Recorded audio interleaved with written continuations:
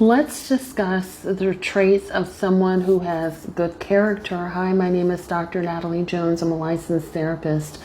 I have been counseling men and women who've experienced abuse, as well as those who've been perpetrators of abuse and violent crimes. I have someone who's asking a question about traits of a good father. I'll do a separate video for that. And the traits of someone who has good character. And I feel like I've talked about good character, but this is a great video to kind of dedicate to good character. But I've talked about like bits and pieces along the way. So I think for good character, you want someone who is aligned and self-aware. So someone who is self-aware knows who they are. They know that they have character flaws, right? And so they should not be major moral character flaws, right? But, you know, they could be like smaller character flaws, but they're very self-aware. They're very intentional about doing the work to overcome any sort of character flaws that they may have. So, for example, if you don't have good spending habits, then you are doing the work to look into maybe the psychology of money, doing the work, the mental health work around your spending habits, doing the discipline work, the budgeting work around spending habits to get that back on track. And you also have an understanding of why that's important to you. Why is it important to you? What is that doing for your financial health? It's not something that you're just sort of going along to get along because everybody else is doing it and it's like the next thing, right? You are an individual thinker, you are an autonomous person, but you're carrying yourself in a way that you want to be the best version of yourself at all times. What else is good character? I think a good character is someone who's consistent, someone who is reliable in a great way, not, you know, consistent with poor character, but they're consistently reliable in terms of being a friend, in terms of being a father, a brother, a lover, you know, or, you know, all of those, you know, mother, sister, daughter, all of those things, you know, but you show up and you are consistent. You value your relationship with yourself and you value your relationship with others. And you have core values on which you live your life by. And I've spoken on core values a number of times already, but basically that core values are things that you hold near and dear to you, that you live your life by. So for example, if a core value of yours is like family, you embody family in that core value in every day in your actions. So it may look like, oh, you know, I call to check in with my mother. I'm going to take my father to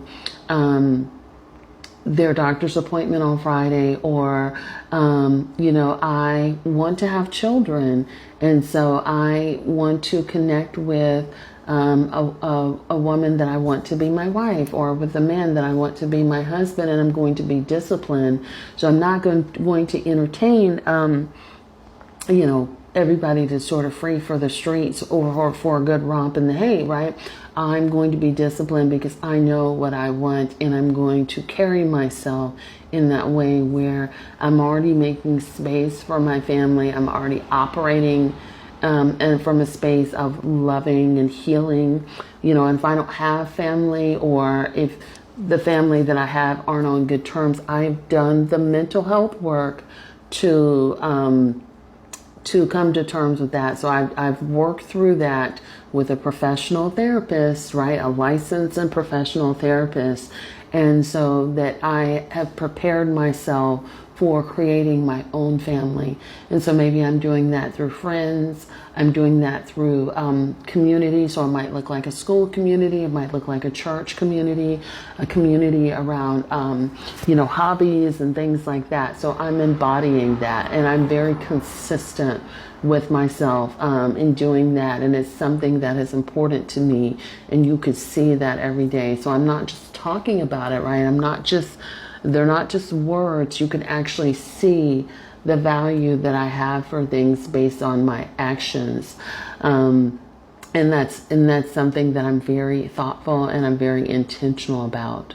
I think a person who has good character cares about the state of the relationship. They care about themselves emotionally, but they care about the people that they're with emotionally. They can be kind and compassionate towards others, but in particular in people that they're in a relationship with. And that's why I say, be mindful of the emotional state that someone leaves you in. So if someone is consistently leaving you, feeling like you're, on the edge, you're crying, and you can never talk to them about problems, that's not good character. Good character would be like, okay, well, we might be upset with each other right now, but I want you to know that we can have a conversation about this. Why don't we just let our emotions cool down and we'll come back and revisit this conversation, in 2 hours. Something like that. That person is letting you know, hey, I hear you and I see you and I know that this is upsetting and I'm recognizing that you're upset, but now's not a good time to move forward. We'll come back and revisit, and I'm open to hearing it once we're in a better space where we're able to talk about those problems. I think that's good character. Good character is also someone who has boundaries. So they're very protective of their energy, of their space. And so they have really good boundaries around that. And they're not apologetic about who they are. They're very authentic and they show up in the best way that they can. When they have an abundance of energy flow, I think a person with good character also makes it a point to give back. So they're not takers.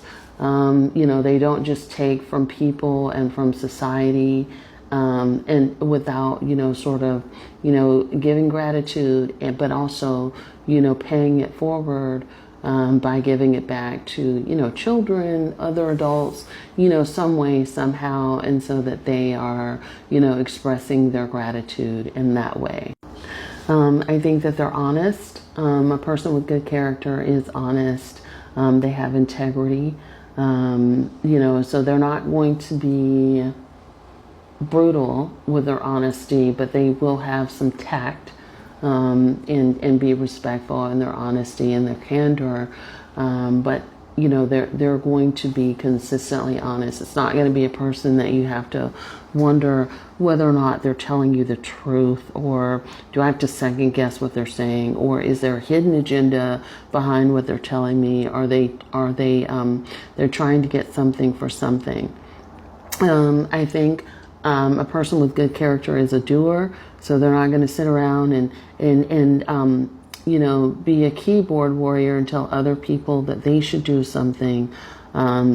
They're going to get out there, they're going to roll up their sleeves, and they're going to do what they would want other people to do. So if they're advocating, if they're doing community service, if they are, doing something for the family, they're going to be the ones that actually get out there and doing it. They're not doing it for social media clout. They're not doing it as a popularity contest.